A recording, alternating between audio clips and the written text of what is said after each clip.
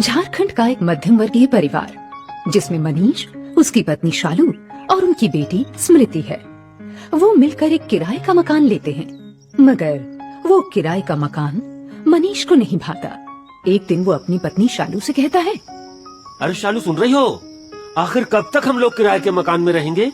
कहते तो आप ठीक है, अगर कहीं सस्ते दाम में मकान मिले तो खरीदने में हर्ज ही क्या है। अपनी बेटी भी बड़ी हो रही है, उसके लिए भी तो कुछ सोचना है या नहीं। अपना घर ही होता है।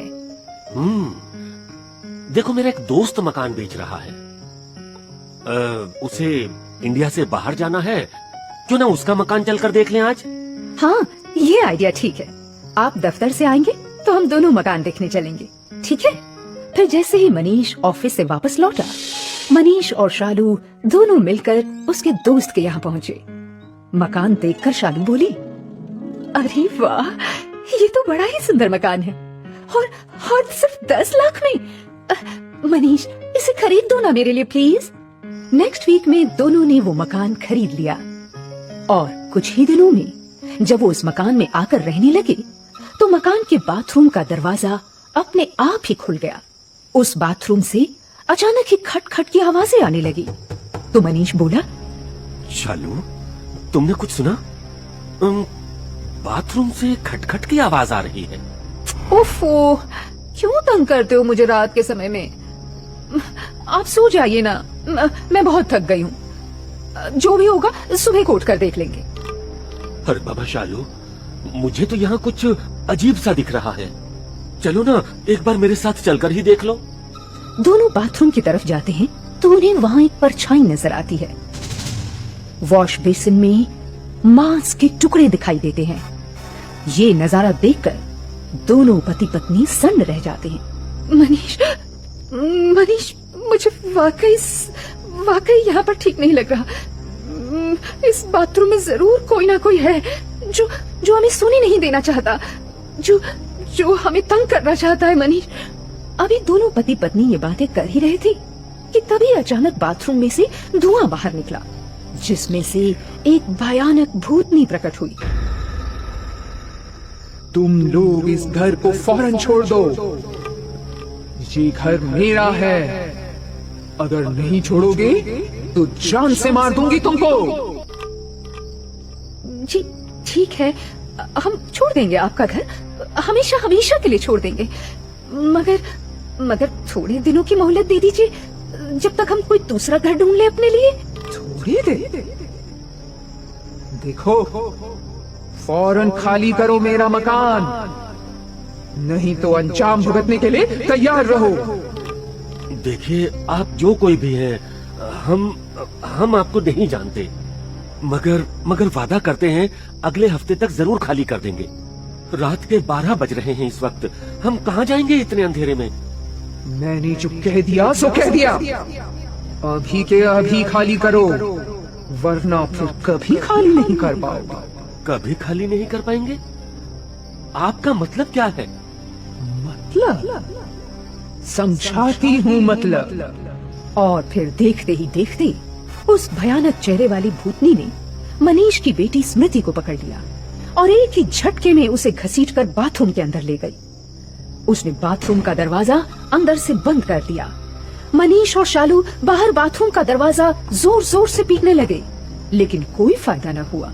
बाथरूम के अंदर से उनकी बेटी स्मृति की चीखें निकल रही थी और बाथरूम के बाहर दोनों पति पत्नी अपनी बेटी की सलामती की गुहार लगा रहे थे। थोड़ी देर के बाद जब बाथरूम का दरवाजा खुला तो उन्होंने देखा कि उनकी बेटी स्मृति की दोनों आंखें गायब थी और वो भयानक चेहरे वाली भूतनी उसे अंधा बनाकर गायब हो चुकी थी। ओह नो, ये क्या हो गया मेरी बेटी को? इस घर में तो आना ही हमारी बदकिस्मती थी। जाने कौन सी घड़ी में हम यहाँ आए कि हमारी बेटी को अंधा होने पर मजबूर होना पड़ा। देखिए जी, मैं तो कहती हूँ अभी अपनी बेटी को डिस्पेंसरी लेकर चलते हैं, कोई ना कोई मदद तो मिल ही जाएगी हमें। घबराने की जरूरत नहीं है शालू, मैं डॉक्टर को फोन करता हूँ। मेरी जान पहचान में एक डॉक्टर है जो फौरन आकर उसका इलाज कर देगा। हेलो डॉक्टर साहब, आप फौरन मेरे घर आ जाइए। मेरी बेटी को एक भूतनी ने पकड़कर उसकी दोनों आंखें निकाल ली हैं। जल्दी कुछ कीजिए डॉक्टर, प्लीज हेल्प मी।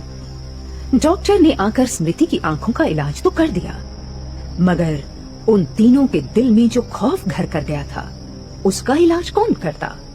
रह रहकर उन तीनों को वो भयानक चेहरे वाली भूतनी याद आती थी, जो एक ही पल में उनकी हंसती खेलती गृहस्थी को बर्बाद करके चली गई थी। उनकी बच्ची की आंखें निकाल कर खा गई थी। अगली रात को जब मनीष, शालू और स्मृति बेडरूम में सोए हुए थे, तो उन्हें बाथरूम की खिड़की के कांच के टूटने की आवाज आई, और जैसे ही वो खिड़की का कांच टूटा, उसमें से जोर जोर की हवा चलने की आवाज आई। शालू बोली, लगता है वो भयानक चेहरे वाली भूतनी आज फिर आएगी। मुझे तो बहुत डर लग रहा है मनीष। कल उसने हमारी बेटी की आंखें फोड़ डाली, आज न जाने किस पर कहर बर पाएगी। माँ,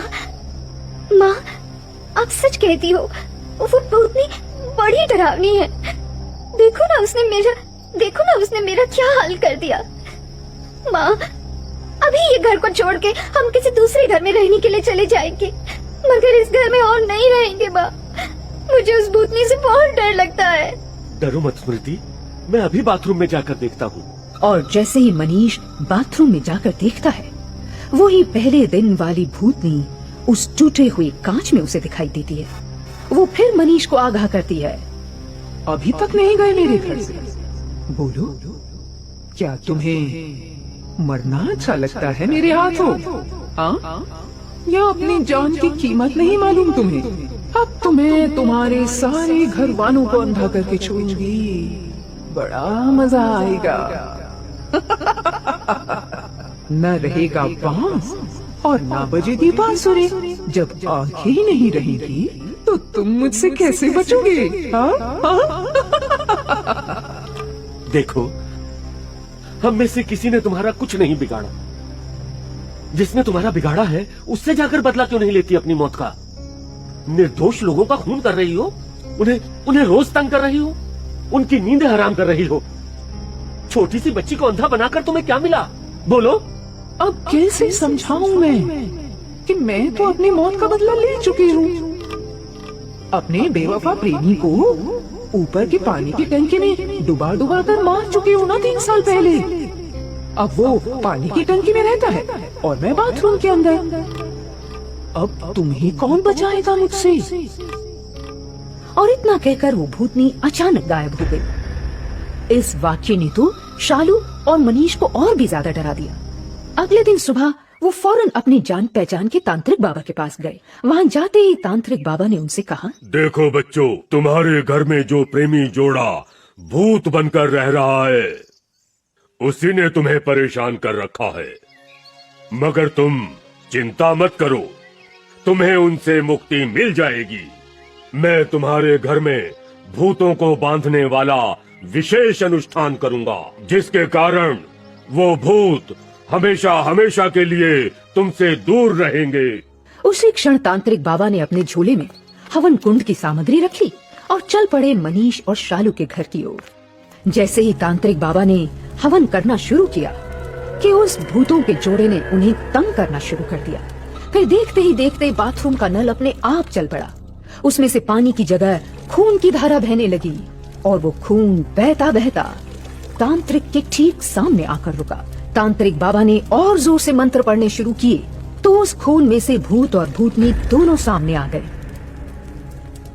तांत्रिक बाबा ने पवित्र हनुमान चालीसा का पाठ किया, जिससे वो भूत भूतनी उसी वक्त हवन कुंड में जलकर खाक हो गए।